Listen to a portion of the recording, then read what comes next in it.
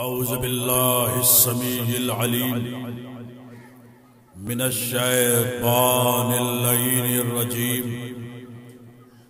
بسم اللہ الرحمن الرحیم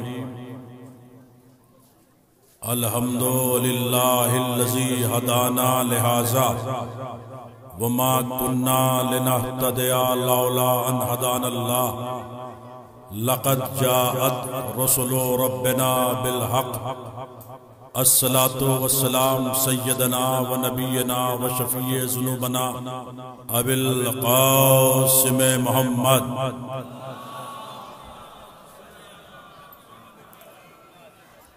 اما بعد فقد قال حق سبحانہ وتعالی فی محکم کتاب الحکیم بسم اللہ الرحمن الرحیم انہو لقرآن کریم فی کتاب مکنون لا یمسہ الا المطہرون صلوات عظمت علی محمد۔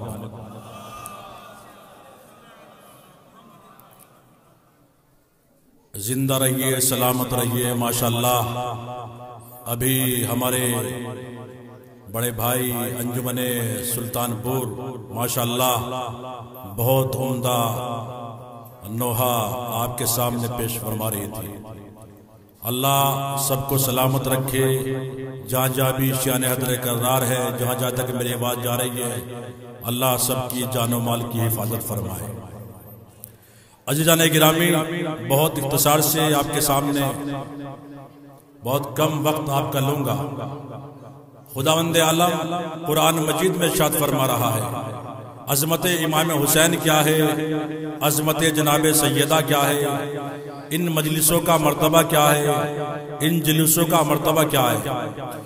میں نے جس آیت کو انتخاب کیا ہے اس میں کائنات کا پروردگار تمام عالم انسانیت کے اذہان کو ایک مرکز فکر کی طرف متوجہ کر کے ارشاد فرما رہا ہے۔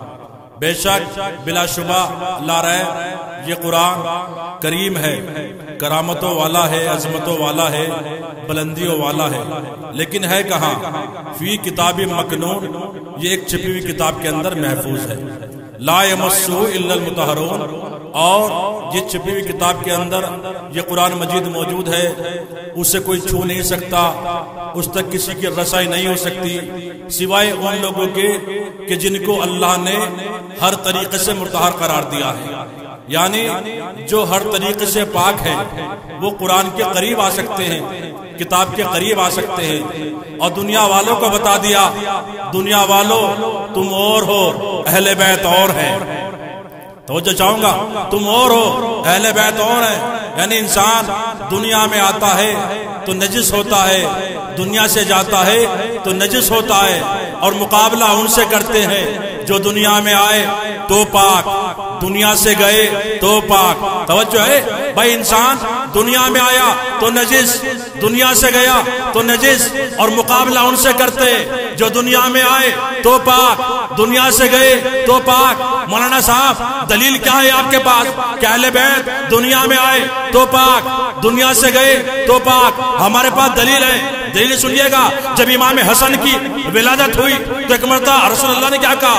ام ایمن لاؤ میرے نواسے کو مجھے دو۔ تو ایک مرتبہ ام ایمن کہتی ہے یا رسول اللہ ابھی بچے کو غسل ولادت نہیں دیا گیا۔ تو ایک مرتبہ رسول اللہ کہتے ہیں تو ام ایمن تو اس کو پاک کرے گی جس کو اللہ نے پاک کیا۔ صلوات محمد و آل محمد پر باواز بلند۔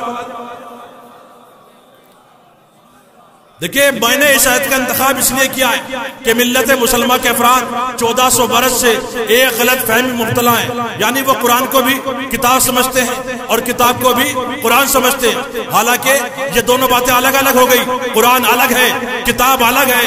بلکہ پہلے قرآن کو سمجھو، قرآن کی عظمت کیا ہے، قرآن کا پھیلاؤ کیا ہے، قرآن کسے کہتے ہیں۔ سنیے گا، اللہ نے اس قرآن کو زمین پر نازل کرنا چاہا، آسمان پر نازل کرنا چاہا، پہاڑوں پر نازل کرنا چاہا۔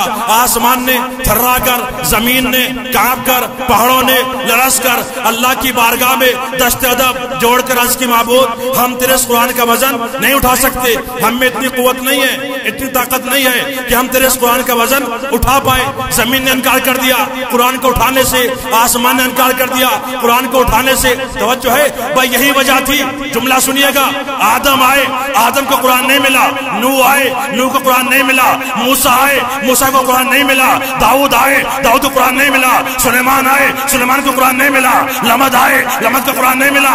بھائی کیوں نہیں ملا؟ جب زمین نے انکار کر دیا تو جو زمین ذاتے ہوں، جو مٹی سے بنے ہوئے ہوں، بھائی ذرا بولیے گا، دیکھیں آپ کو بتانا ہے عظمت امام حسین کیا ہے۔ توجہ ہے، یہی وجہ تھی آدم کو قرآن نہیں ملا۔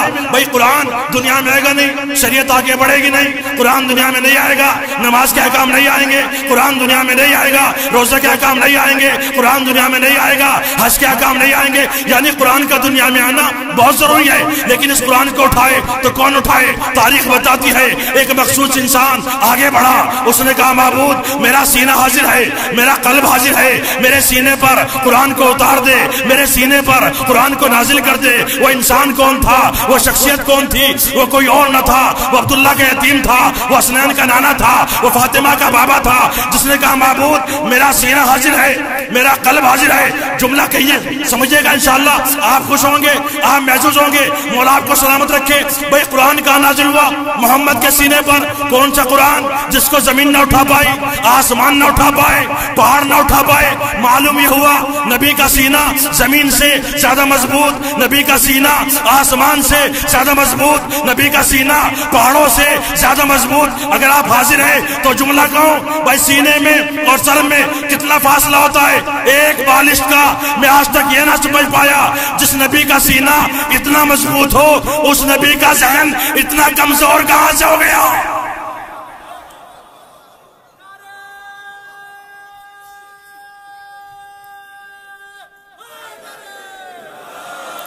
دیکھیں میں آپ کو بتانا چاہتا ہوں عظمت امام حسین کیا ہے۔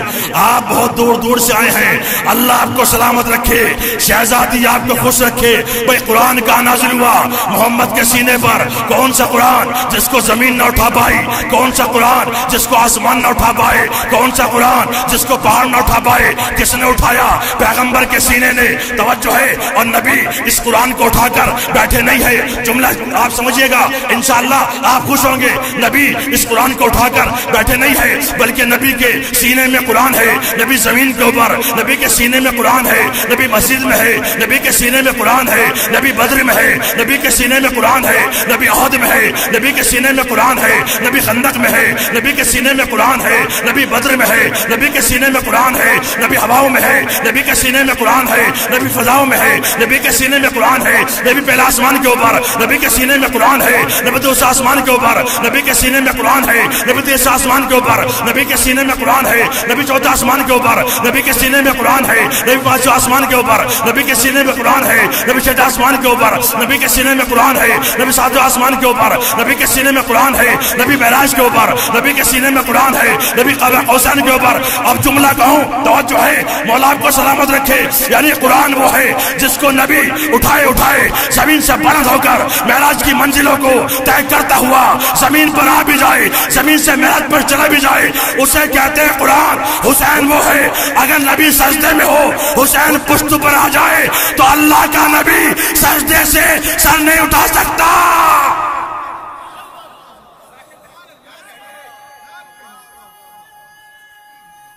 سب مل کے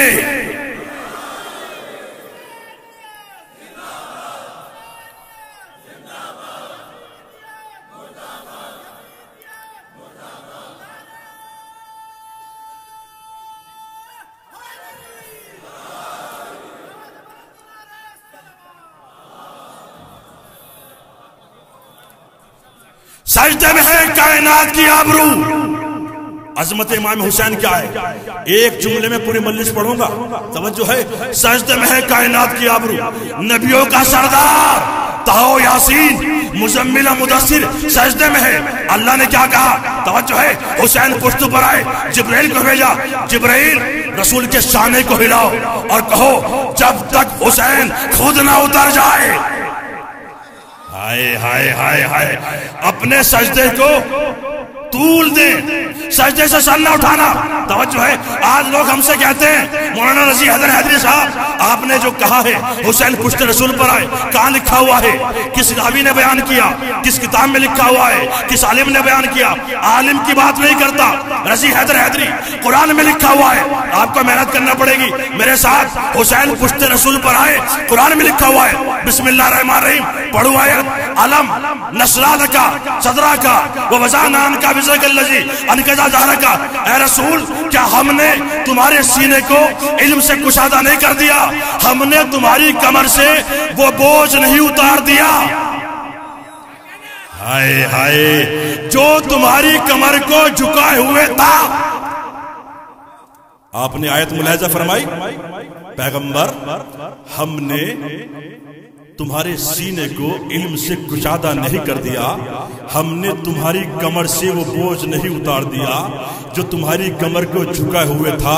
توجہ ہے، جملہ کہوں، آسمان کی اوقات نہیں جو پیغمبر کی کمر کو جھکا دے، پہاڑوں کی مجال نہیں، ہائے ہائے، جو پیغمبر کے کمر کو جھکا دے، زمین کی اوقات نہیں جو پیغمبر کے کمر کو جھکا دے۔ توجہ ہے، وہ کون سا وزن ہے؟ تو مفسر نے لکھا، توجہ ہے، کون سا وزن ہے؟ لکھنے والوں نے لکھا وہ وزن حسین تھا، نہیں غور فرمایا، وہ وزن حسین تھا جس نے پیغمبر کے کمر کو جھکا دیا۔ لوگ کہتے ہیں حسین تو خود اترے، ان اللہ نے کہاں اتارا؟ آیت بھول گئے، وما تشاؤون الا ان یشاء اللہ، یہ تو وہی چاہتے ہیں جو اللہ چاہتا ہے۔ صلوات علی محمد و آل محمد پر باواز بلند۔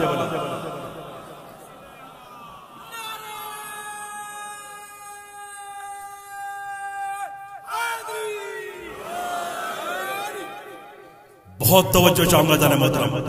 دیکھیے حسین پشت میں بہت جلدی اپنے موضوع کو سمیٹ رہا ہوں، آپ کو کہیں لے کر جانا ہے۔ حسین پشت رسول پر آئے، توجہ ہے، کیوں آئے؟ بہت توجہ چاہوں گا۔ حسین کی کتنی عمر ہے؟ 3 سال۔ حسین روزانہ ماں کی آغوش میں بیٹھ کر یہ منظر دیکھ رہے تھے کہ لوگ نماز پڑھنے کے لیے آتے ہیں، نانا کو تنہا چھوڑ کر چلے جاتے ہیں۔ حسین سب کچھ برداشت کر سکتے ہیں لیکن توہین نماز برداشت نہیں کر سکتے۔ بہت بڑی بات کہی ہے، سب کچھ برداشت کر سکتے لیکن توہین نماز برداشت نہیں کرتے۔ ماں کی آگوش سے اٹھے، نانا کی پشت پر آئے، رسول اللہ نے طول دیا۔ توجہ ہے، کیا کہہ رہے تھے؟ سبحان رب العالی بحمدہ۔ جبرائیل شانے کو ہلا رہے تھے، کہہ رہے تھے حسین، توجہ ہے، حسین۔ رسول کہہ رہے تھے سبحان رب العالی بحمدہ۔ جبرائیل کہہ رہے تھے حسین، یعنی قیامت تک کے لیے رسول نے فیصلہ کر دیا نماز ایسے پڑھو۔ پیغمبر نے فرمایا نا صلو کما رأیتمونی اصلی، نماز ایسے پڑھو جیسے میں پڑھتا ہوں۔ ایک صحابی مسجد میں گھٹنوں کے بل کھڑا ہوا، کھڑا ہونے کے بعد کہا یا رسول اللہ آپ کیسے نماز پڑھتے ہیں، ذرا ہمیں بتا دیجئے۔ پیغمبر نے بتایا دیکھو نماز ایسے پڑھو جیسے میں پڑھتا ہوں، سجدہ اللہ کا ہو، تصور حسین کا۔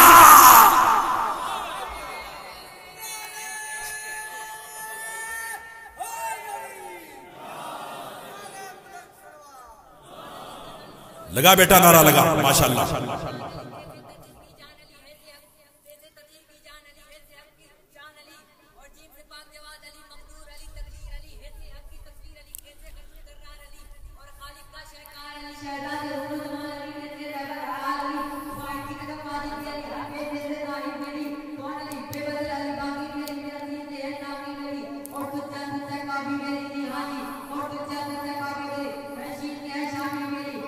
ماشاءاللہ۔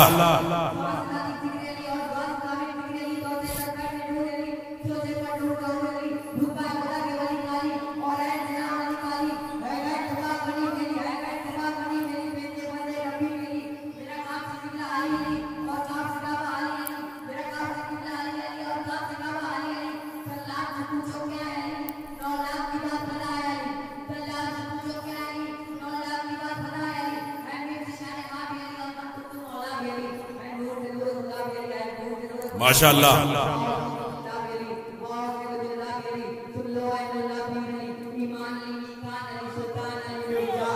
علی واہ، علی حق۔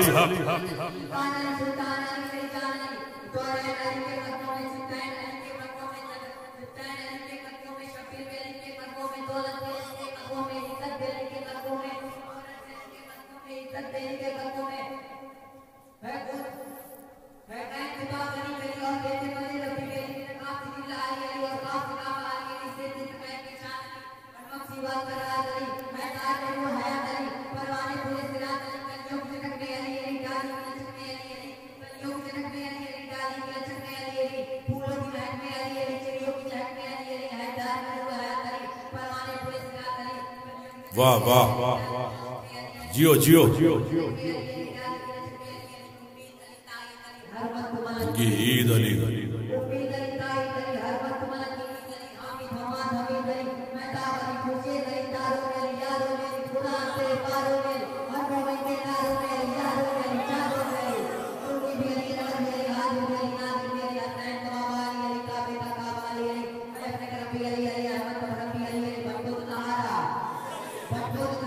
علی علی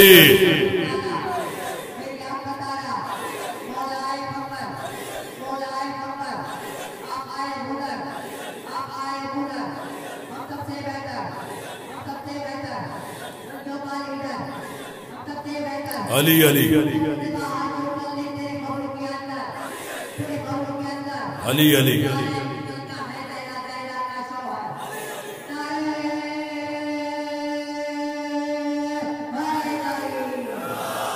زندہ رہیے، سلامت رہیے، اللہ سلامت رکھے یا علی مدد کہنے والوں کو۔ جملہ سنیے گا، ماشاءاللہ آپ مجلس سننے ہیں، جلوس میں آپ ماشاءاللہ صبح سے ہیں، اللہ آپ کے دل کی مراد پوری فرمائے۔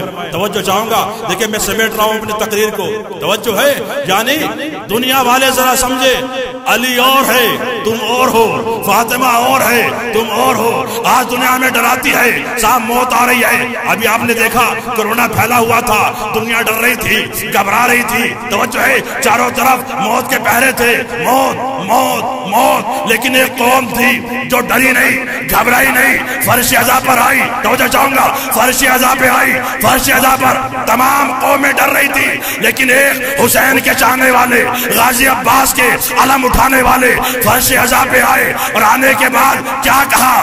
ہم موت سے نہیں ڈرتے جس کے دل میں علی کی ولایت ہو۔ توجہ ہے، موت سے نہیں ڈرتے۔ موت کیا ہے؟ کسی نے پوچھا میرے مولا سے، مولا موت کیا ہے؟ جملہ سنیے گا، قسم خدا کی بڑی قیامت کی بات ہے، یہ میری بات نہیں ہے، علی کی بات ہے۔ علی سے کسی نے پوچھا، یا علی قریب کیا ہے؟ کہ قیامت۔ قریب تر کیا ہے؟ کہ موت۔ یا علی عجیب کیا ہے؟ کہ دنیا۔ ہائے ہائے، ذرا بولے نا بھائی، یا علی عجیب کیا ہے؟ کہ دنیا۔ عجیب تر کیا ہے؟ طلب دنیا۔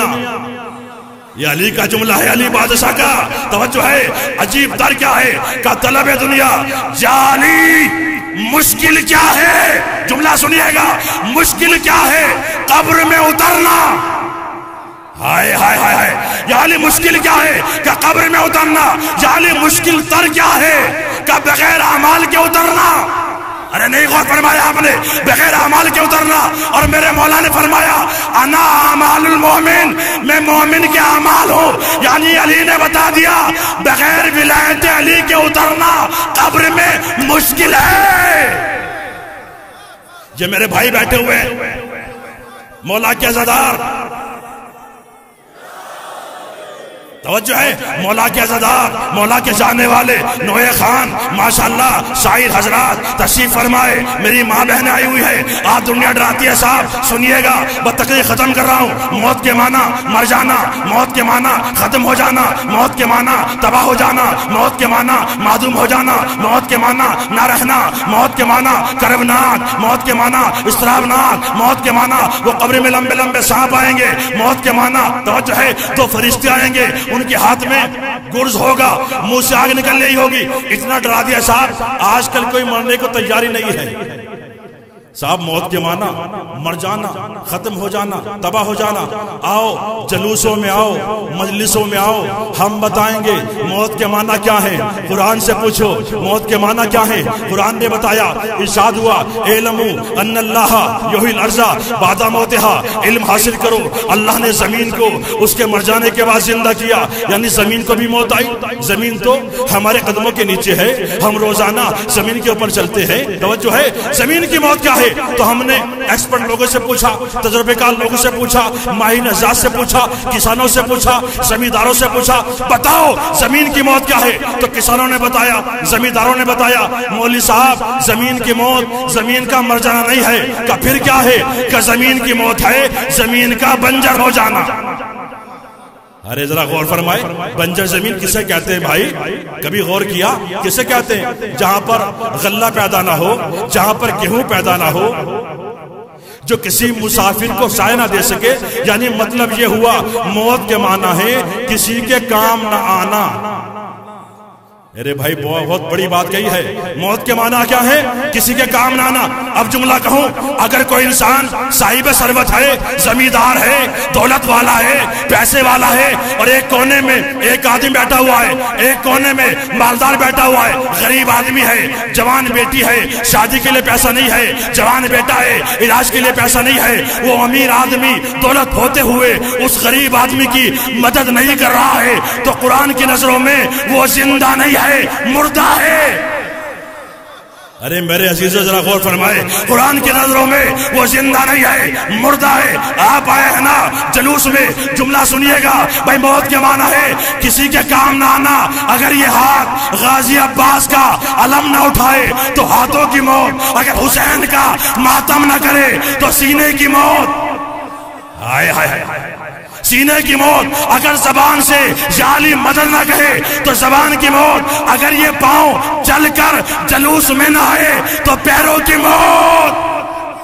نہیں غور فرمایا، اس لیے کہ موت کے معنی ہے، سب مل کے بھائی دونوں ہاتھ بلند کر کے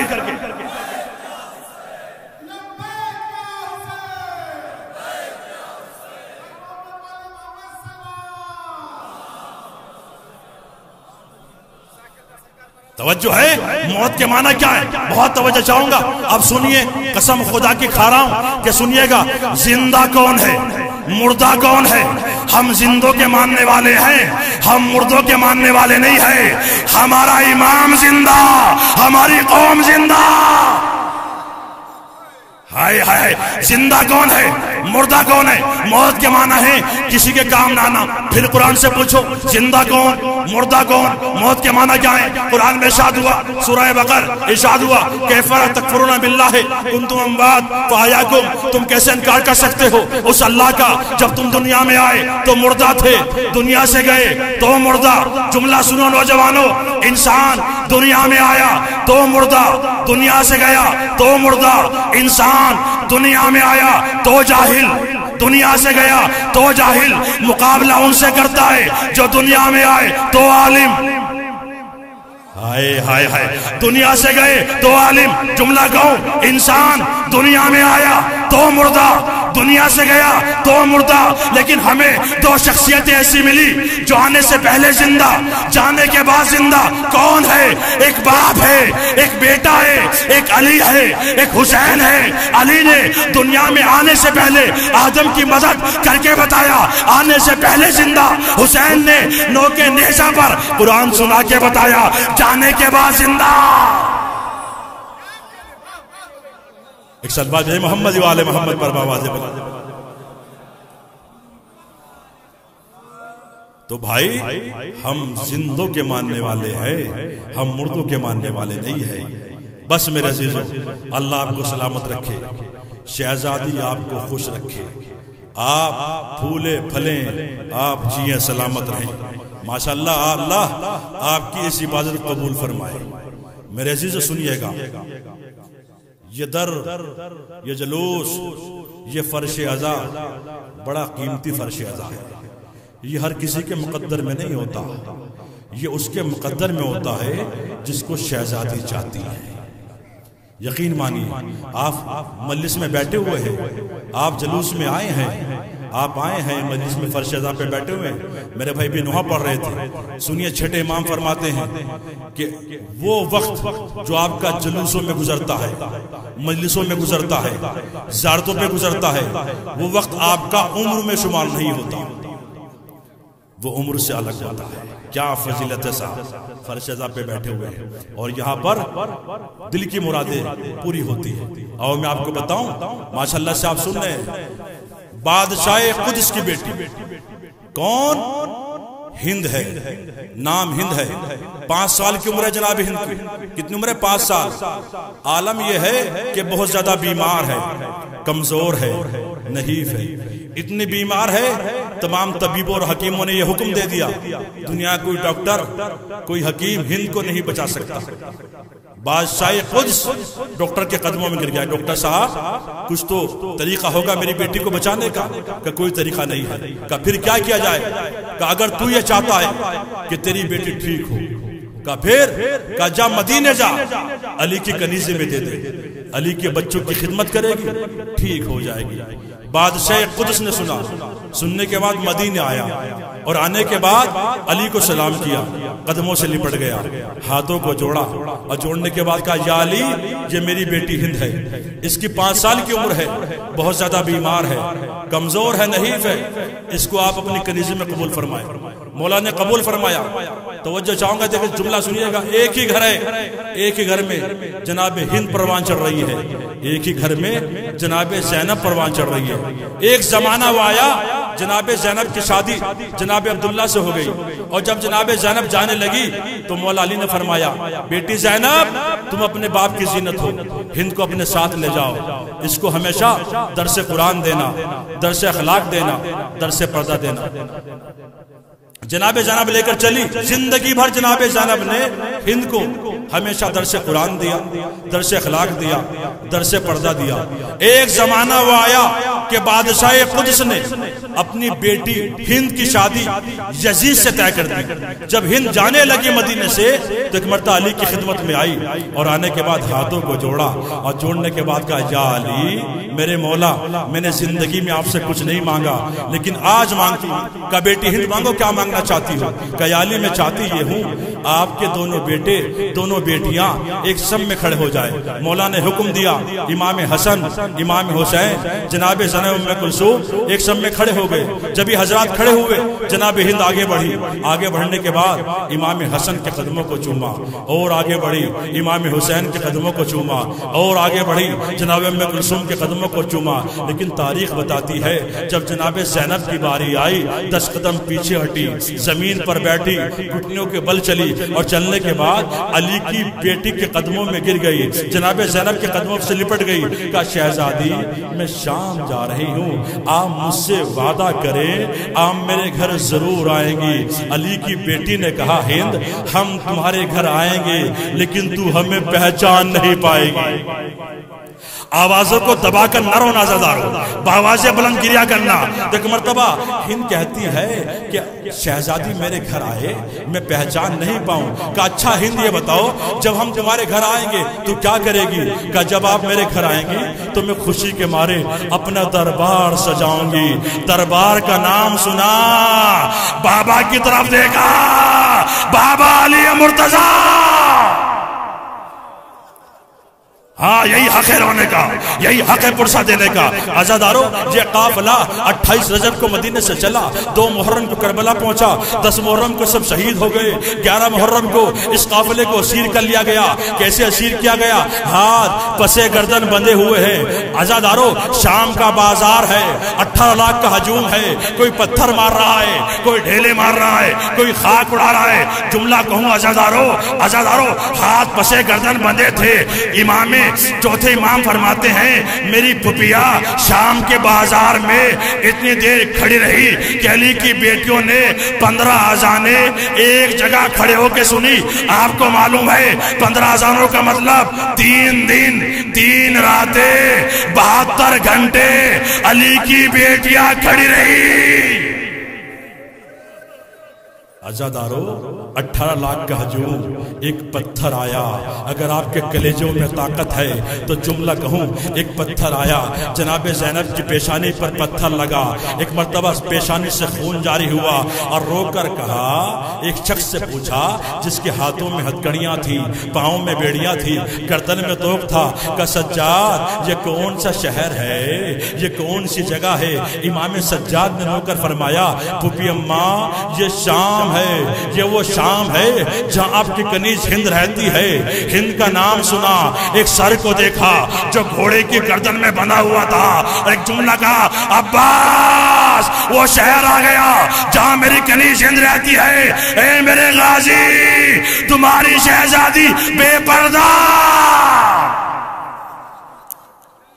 عزادارو اللہ آپ کو سلامت رکھے، شہزادی آپ کو کوئی غم نہ دے سوائے غم حسین۔ آپ کو معلوم ہے یہ کیسا قید خانہ تھا جہاں پر اہل حرم قید تھے، علی کی بیٹیاں قید تھی، رات کی اوس پڑتی تھی، دن کی دھوپ پڑتی تھی۔ ان کے لیے کھانا کیا آتا ہے معلوم ہے؟ گرم پانی پینے کے لیے، سوکھی روٹیاں کھانے کے لیے آتی ہے۔ اللہ اکبر، اللہ کو سلامت رکھے۔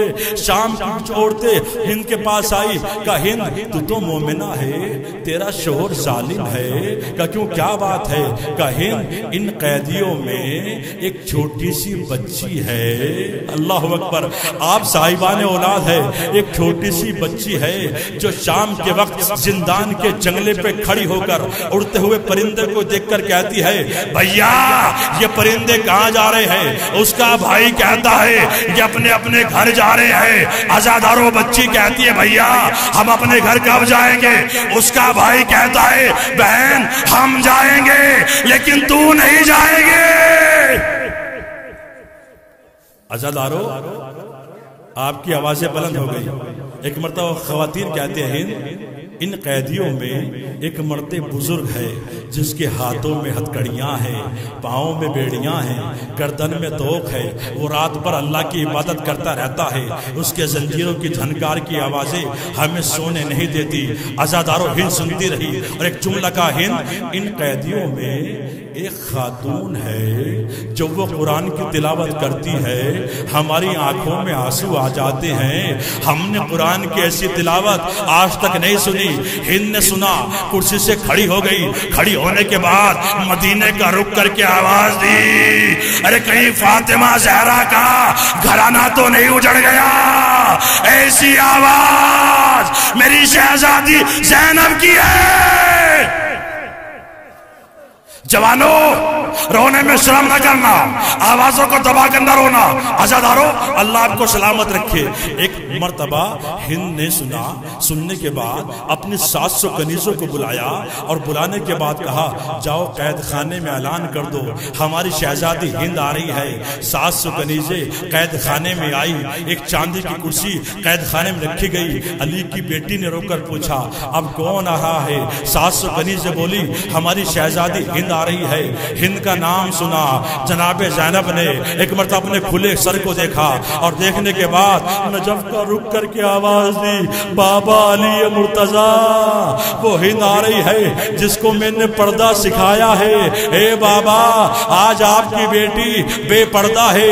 میر انیس فرماتے ہیں کیا منظر تھا، انہوں نے نقل کیا ہے کیا قید خانے میں تلاتم ہے کہ ہند آتی ہے، دختر فاطمہ غیرت سے مری جاتی ہے، روح قالب میں وہ زندان میں گھبراتی ہے، بے حواسی سے ہر ایک بار یہ فرماتی ہے آسماں دور زمین سخت کدھر جاؤں میں، بیویوں مل کے دعا مانگو کہ مر جاؤں میں۔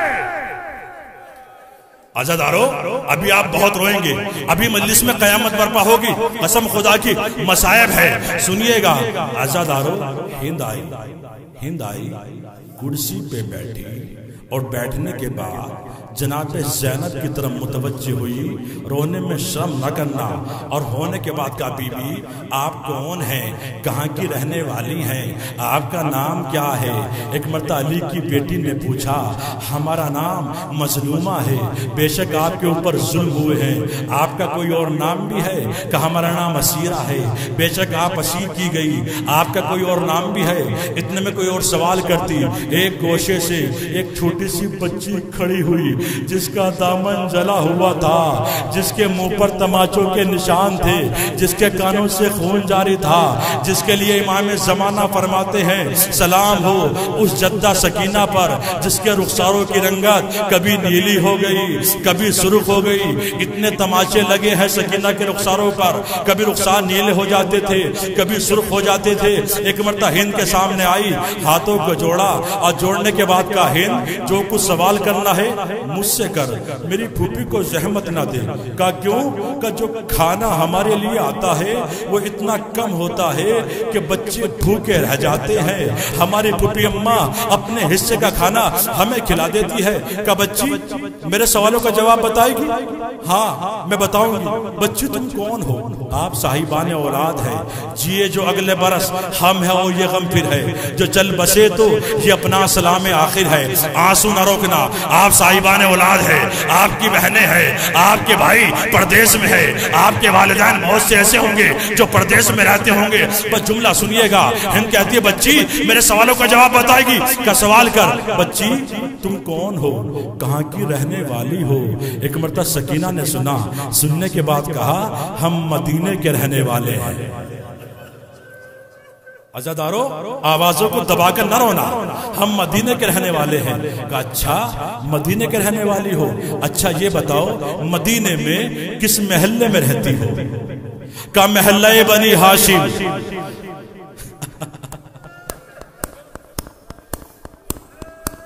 محلہ بنی ہاشم میں رہتی ہو، اچھا یہ بتاؤ محلہ بنی ہاشم کے کس گھر سے تمہارا تعلق ہے؟ کہا ہند جب شام کو سورج غروب ہوتا ہے رسول کے گنبد کا سایہ ہمارے گھر کے صحن میں آتا ہے۔ کہا اچھا رسول کے روضے کے اتنے قریب رہتی ہو پھر تو تم میرے آقا حسین کو جانتی ہوگی، پھر تو تم میرا آقا حسین کو جانتی ہوگی۔ سکینہ نے سنا، سننے کے بعد ہند کے قریب آئی اور آنے کے بعد کہا ہند حسین کو مجھ سے زیادہ کوئی نہیں جانتا۔ جملہ سن لیا آپ نے، حسین کو مجھ سے زیادہ کوئی نہیں جانتا۔ ہند نے سنا، ایک مرتبہ جناب زینب کی طرف مڑی، ہاتھوں کو جوڑا اور جوڑنے کے بعد کہا بی بی آپ میرے لیے دعا کر دے۔ بی بی اس بچی کے چہرے سے معلوم ہو رہا ہے یہ بچی یتیم ہے، اس کو آپ اپنی آغوش میں بٹھا کر میرے لیے دعا کر دے۔ کہا تمہاری دعا کیا ہے؟ تمہاری تمنا کیا ہے؟ کہا میری دعا یہ ہے میں جلدی سے مدینے جاؤں۔ جملہ سن لیا عزادارو آپ نے، آپ کی آوازیں بلند ہو گئی، میں جلدی سے مدینے جاؤں، آقا حسین کی زیارت کروں۔ سنا ہے آقا حسین کے یہاں ایک چھوٹے سے بچے کی ولادت ہوئی ہے جس کا نام علی اصغر ہے۔ میں نے اس بچے کے لیے ایک چھوٹا سا جھولا بنوایا ہے، چاندی کا جھولا بنوایا ہے۔ تمنا یہ ہے مدینے جاؤ بچے کو جھولا جھلاؤ۔ جملہ سن لیا آپ نے، تمنا یہ ہے مدینے جاؤ بچے کو جھولا جھلاؤ۔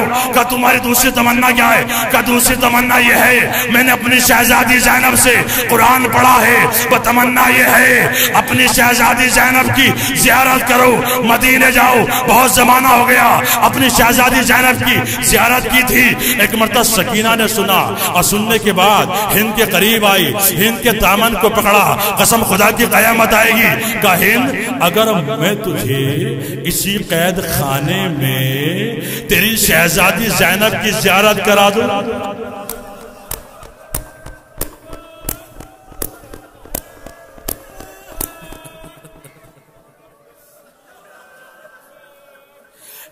اگر میں تجھے اسی قید خانے میں تیری شہزادی زینب کی زیارت کرا دوں۔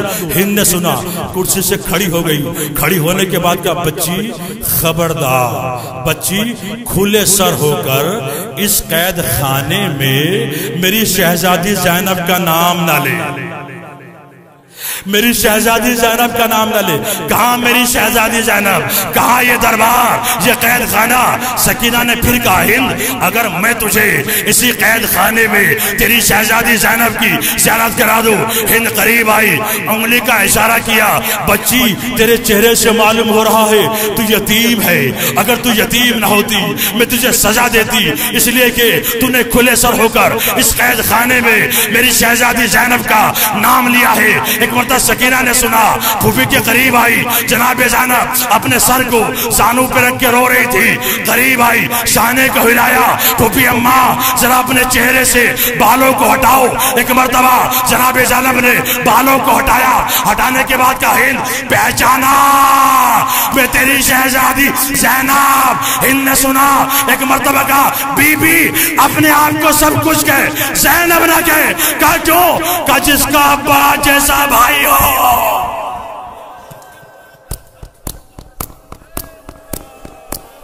عزادارو آنسو نہ روکنا، مجلس ختم کر رہا ہوں۔ بی بی اپنے آپ کو سب کچھ کہے، زینب نہ کہے۔ کہا کیوں؟ کہا جس کا باپ جیسا بھائی ہو وہ میری شہزادی زینب نہیں ہو سکتی، آپ میری شہزادی زینب نہیں ہے۔ کہا میں تمہاری شہزادی زینب ہوں۔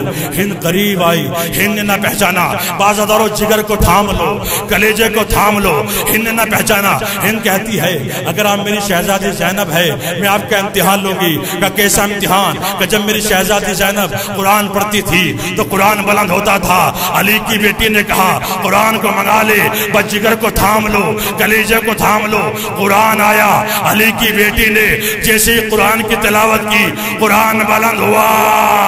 زینب کا طواف، ہند نے یہ منظر دیکھا۔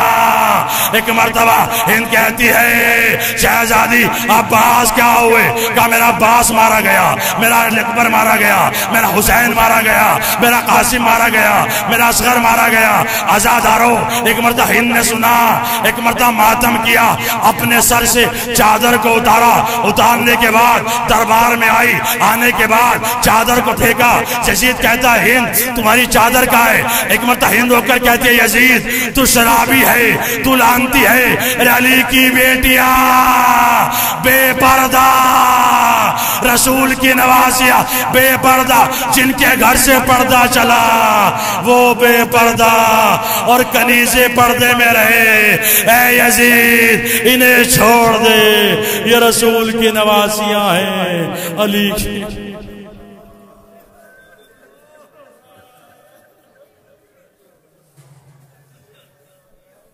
اِنَّا لِلَّهِ وَإِنَّا إِلَيْهِ رَاجِعُونَ۔